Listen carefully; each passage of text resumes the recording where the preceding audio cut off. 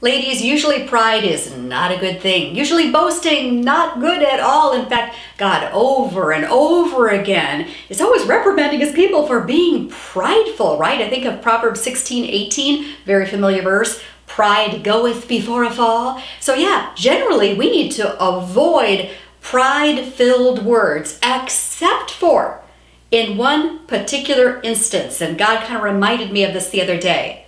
We need to speak, I guess we'll call them prideful words, when we're proud of others. In other words, we need to take time and energy and effort to intentionally build others up, to notice what they're doing right, to call that out, to encourage them.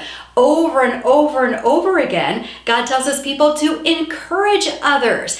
And I think of, as a wife, how pivotal a role this is in my husband's life. The words I speak will either tear him down or build him up. That reminds me of Proverbs 14:1, which says, "A wise woman builds her house, but a foolish woman tears her house down by her own hands."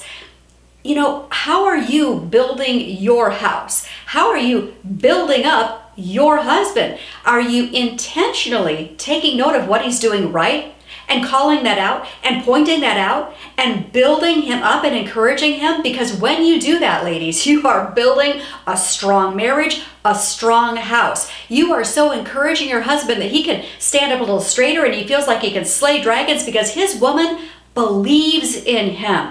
She sees something in him and he rises to that, right? On the other hand, when you only notice what's wrong with your husband, and that's so very easy to do, isn't it? To notice what's wrong with others, not ourselves, just others. It's so easy to notice his flaws and to point those things out. And when you do that, you are tearing down your marriage and tearing down your house. So ladies, let's speak prideful words, not pride in selves, but pride in our men.